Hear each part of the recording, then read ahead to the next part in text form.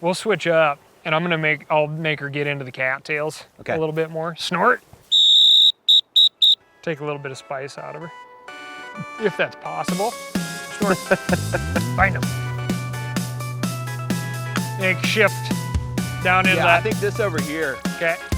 Yeah, find a bird. Oh, Hit! thank you. Good girl. Hey, there were birds in here.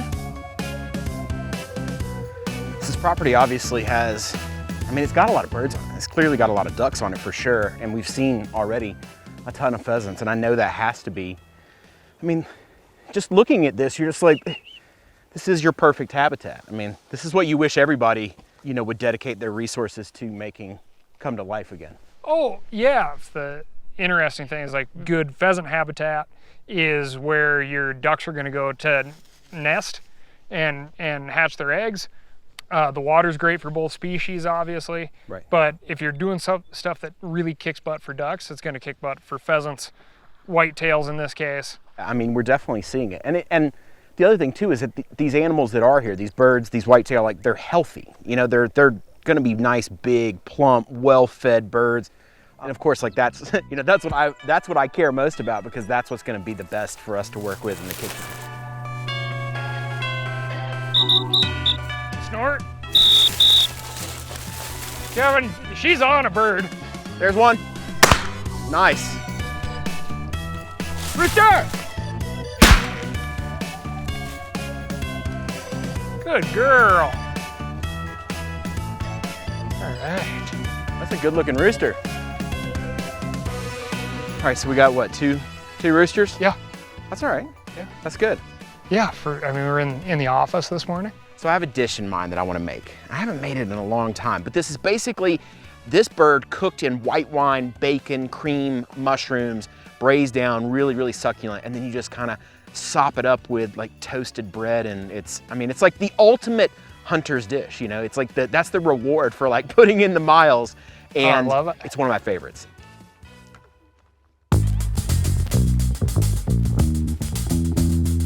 It's like this guy was a little skinny, Yep. and it shows. This guy was, this guy's like your... This is more like me. This He's is like marble. He's a little chubbier, so yeah. Maybe that's why I lean towards him. But also the prettiest plumage. Yeah, there you go. Also like me. Well, previously, all my plumage is gone now. But Migrated to your face. exactly. I don't know, maybe this is a misnomer, but I always feel like all my friends who are pheasant hunters, like they know what to do with this part. Like they have plenty of ideas for what to do with a pheasant breast. Some friends of mine end up with freezers full of legs and thighs. Right. Because the vast majority of people somehow can't find room in a cooler. They're like, well, we got this. Right. But that's what's approachable, right? Right, You're like, exactly. oh, boneless, skinless chicken breast. Got it. Right, Same exactly. color, same looking texture. Right. And I mean, they're delicious, don't get me wrong. But for now, I'm just gonna set it aside because I really wanna focus on these legs and thighs.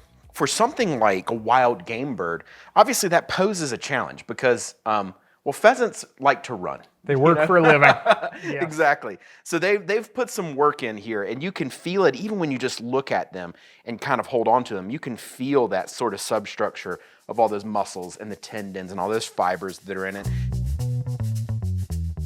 For years, if we had pheasants, we would find friends that had fat ducks. Right. And be like, hey, you guys want pheasants? Yeah, trade them out. Yeah, because there's nothing worse than a dry pheasant. Right. They're easy to dry out. For sure, easy to dry out. Now, what we're doing today is what's called a moist heat cooking method, meaning that we are introducing liquid to it, and so we should have less issues with moisture, but it's not like it's foolproof. There's definitely a way to end up with dry pheasant even when you're braising it in liquid.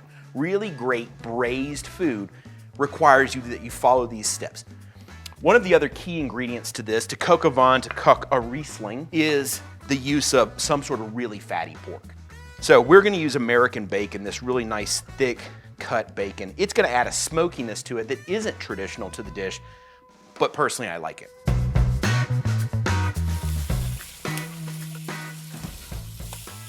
Let's do this real quick. Let's season these up. Just nice salt and pepper them.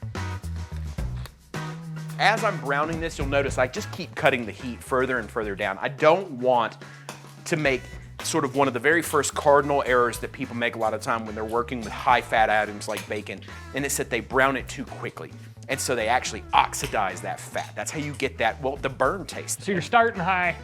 Starting high to rationing get it because it's like shock of temperature, and it'll start ripping that fat out. But like as that we intensity, go, Kevin. Yeah. Shock of temperature. yeah, it's very Death metal. Yeah, exactly. It's Yes. very metal. We're also going to add at this step just a splash of neutral cooking oil. This is safflower oil. The reason for this is to help adjust the smoke point on the fat. This is a study in things being done quickly and then things being done very, very slowly. The general term here is that to preserve flavor, you do things quickly. To coax additional sort of subtlety of flavor, you do things slow. And so for this to brown it, we just want the outside browned. So you're also like running a risk of burning flour at this point Oh, too, right? 100%. Yeah, and that's And why that's a bad taste. that is a terrible taste. And these are those little elements that make the difference between a good dish and a great dish. It's rarely some drastic thing that happens. It's usually some very subtle thing that you just overlooked that makes that difference between the two. In my mind, if we put the investment in walking, well, according to my tracker, we walked 7.5 miles when we were hunting birds the other day. So if we walked 7.5 miles to get these birds, and we're gonna cook them for 3 hours, take the time to do every one of the steps right. Like, you know, Yeah, just that's good a great practice. way to put it. Yeah, like it's good practice. It teaches you as a hunter as well to pay attention and to appreciate this. I think all hunters appreciate the act of harvesting the animal, but it's amazing to me how much the appreciation sometimes can drop off once we reach this point. They like forget that the next step is, well, we have to cook it. So I'm pretty pumped about this. And I think I don't know, I love cooking pheasant. I love everything about pheasant, really. I love hunting pheasant. I just love pheasants. Like, I just think they're cool birds, to be honest with you. It's an odd bird, right? It's because it's not a native species, Right. but it is this beautiful thing that people associate with hunting, Right. the outdoors, no matter who you are. And it's a pretty charismatic little species. Oh, for sure. It's got a lot of character. I do have like a bone to pick on the vegetable side of things. Whenever I'm making a dish like this, right? It's like celery. You get this giant bundle of celery, Yeah. right? Like not a lot of places have like you can buy a stick. But this thing right here Yeah. is the thing that I'm like, screw it, I don't need it. Are you anti-celery? Every time you put it in the pan, you're pro celery. Every time you're at the store and you're like a giant bundle of celery, you're Right. anti-celery. I mean, this is the other thing. Because I'm like, I just wash this stuff, use the carrot skin. Yeah. Like, I'm not worried about stuff like that. But am I screwing something up by doing that? When you're doing really slow cooks, it doesn't really matter how much you wash that carrot. Leaving that skin on gets you a really pretty pronounced like dirt flavor going on, you know? Which I thought was the point of like root vegetables. It's like, you're like, really? I did. You were like, I thought we all agreed that the dirt was the best part. Yeah. You're a wild man. We grew it in dirt. Yeah. It comes from dirt. Your love of the soil that it was grown in is admirable. This is the thing, right? Like you're here because you think you want to be here. You're here because I'm here to extract information from you, right? Because I'm like, I am the person who like looks at a recipe. I have recipe books back there. Yeah, And I'm some like, good ones. what the hell does this person know? You know? I'm like, right? Like I'm totally that person. Perfect.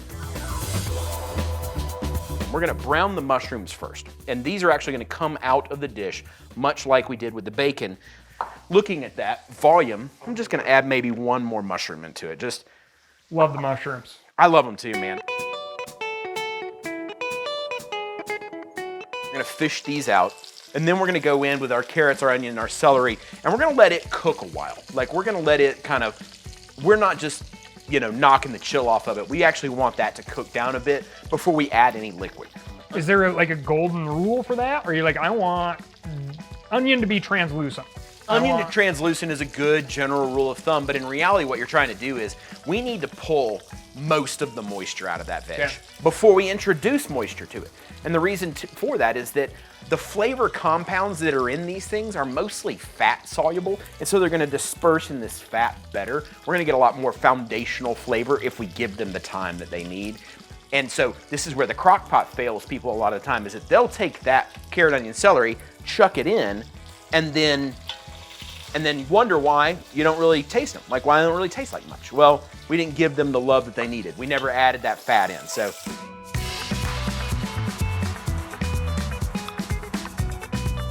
Plus, I'm going one step further here, and I like this dish with some potatoes in it. All right, so one more ingredient to add before we add liquid, bay leaf. Give them a stir and let them kind of get a little bit of that hot oil on them to open up that flavor. And this is a technique that I actually picked up from doing a lot of like Creole and Cajun cooking, where they always add their bay leaf with their butter and their onions, and they let it cook. And I just love the aroma that comes from that. So, the namesake ingredient, Riesling. Cook a Riesling. Rooster in Riesling. This is bone dry, really, really high in acid. And so that acidity is gonna do us huge favors too, because it's gonna break down this muscle tissue significantly. I'm gonna cut this back up to high, and we're going to let this come to a boil. And we're gonna let it cook for a few minutes. We gotta let the alcohol cook off. Yep. And if you don't do it now, it won't happen. It will always sort of have a raw alcohol flavor to it. And you get those weird, like, perfumey type of things. It's not great. And It's it not hits great. you weird in your mouth. Yeah, exactly. All right, let's add some stock to this. Take that. I want you to taste this. Give that a good stir, because there's some fat on top of it, and taste it. It's gonna taste raw, but you're gonna see why the white wine is a critical piece to this. Man. That acidity that wine brings to this is what's gonna make an enormous difference. It's similar to having like a freshly canned peak of ripeness garden tomato. Right, exactly. It's got bite to it, and that's what we want. Big time. We got a little bit of a mess here. The good thing is that this is an all-day dish. Like, this is gonna take some time. So I'm gonna clean up here. I'm gonna leave this out and leave this close by. This is gonna go for 2 hours. We'll check on it then, see where it is. But yeah, I mean, now's the time to chill out.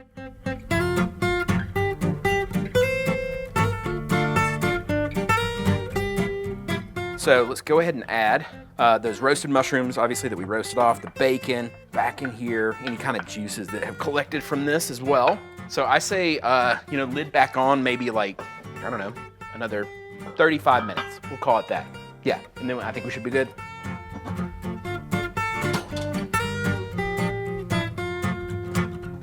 All right, so this has been out for, I don't know, maybe 45 minutes, give or take.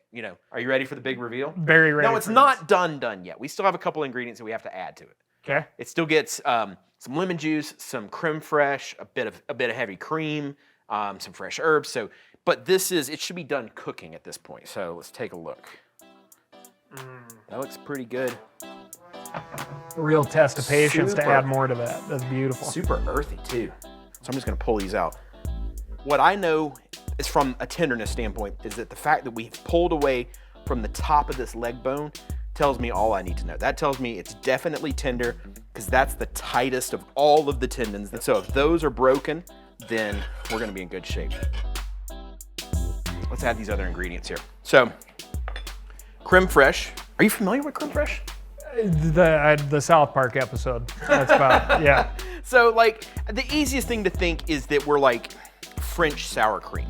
It's a little bit more elegant, to be honest with you, and it's a lot more creamy. So, yeah. Yeah, it's like ice cream. Just get that a quick stir up there, chives, and then maybe half a bunch of tarragon. I love tarragon.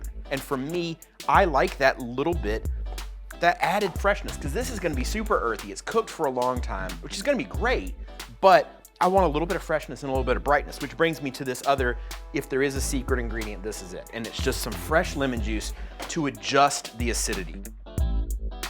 I'm also going to add, although I'm sure you think this is insane, it's French, man. We gotta add a little bit more butter to this thing. So I like it. a couple tablespoons of butter here.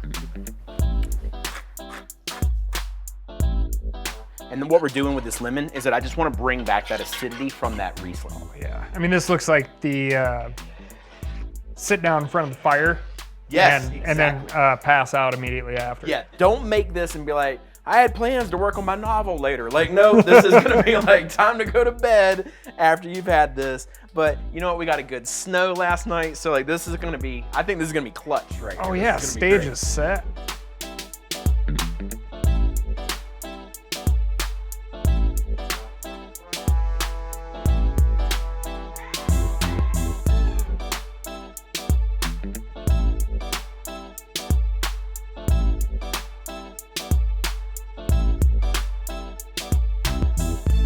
Sorry, I can't help but wipe my plates. Many of years in a restaurant, you know, I feel the need to do it. So I attempt to plate. I'm like, I like taking pictures of my food, but it does not work out. you ready? I've Yes, talked sir. it up enough. Like now we got to actually try it and see if it's any good. Oh, for a pheasant leg? Oh my gosh. One of the reasons I love this dish, well, aside from the fact that it's delicious, is that, you know, you think about pheasants and you think about the fact that like they're not a native species here, but they're not a native species in France either. They're not a native species in Italy. Like so many of these places in the world that consider pheasant like kind of part of their cultural identity, like from a culinary standpoint, they're not native there either.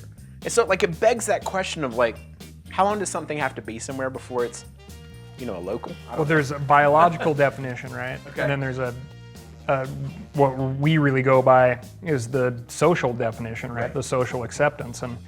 And you know, like people go out to a pheasant with a big bear hug. Right. If you want to work with that analogy. But at the same time, we deal with this thing where it's like, they're really just dealing with the breast. Yeah. Like this very known thing. Right.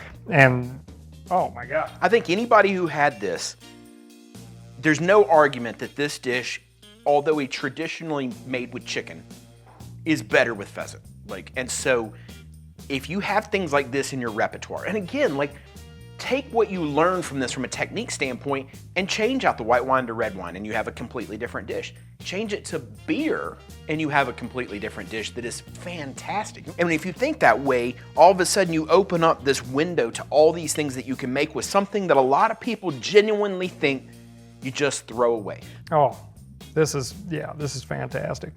Well, look, I'm thrilled that you like it. And honestly, the biggest compliment from me will be that if you take this idea and you apply it to something else you have in the freezer, text me a photo of it. Oh, I appreciate you putting up with all my questions, and you'll definitely get some photos. I love Yep, it. thank you very That's much. what I'm here for, man. The questions are great. So thank you for letting me take over your house and show you this. Anytime.